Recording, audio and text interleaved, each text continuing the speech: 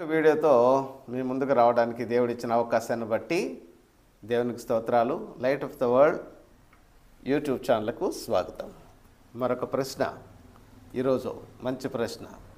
అదేంటంటే, పేద విధవరాలు 2 కాసులు వేసినప్పుడు అక్కడ ఉన్నటువంటి ధనవంతులు ఎక్కువ ధనం వేసినప్పటికీ కూడా పేద విధవరాలు ఎక్కువ వేసినని మీతో చెప్తున్నాను అని యేసుక్రీస్తు వారు ఎందుకన్నారు?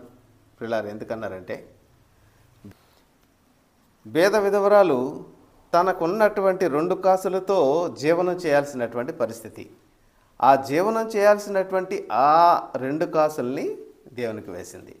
అయితే ధనవంతులు వారికి సమృద్ధి చాలా ఉంది, చాలా డబ్బు ఉంది, దానిలో కొంత ఇచ్చారు కానీ అంత ఇవ్వలేదు. అందుకే ఎక్కువ పేద విధవరాలు ఇచ్చిందని యేసుక్రీస్తు వారు చెప్పారు. సింపుల్.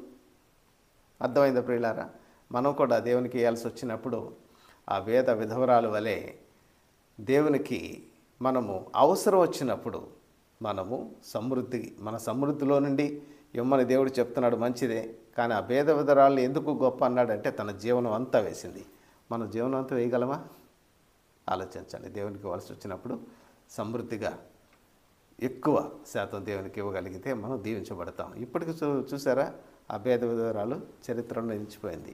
అలాగా మనం కూడా దేవుని దృష్టిలో బలా నమ్మకమైన మంచి దాసుడు అనిపించుకుందాం. God bless you.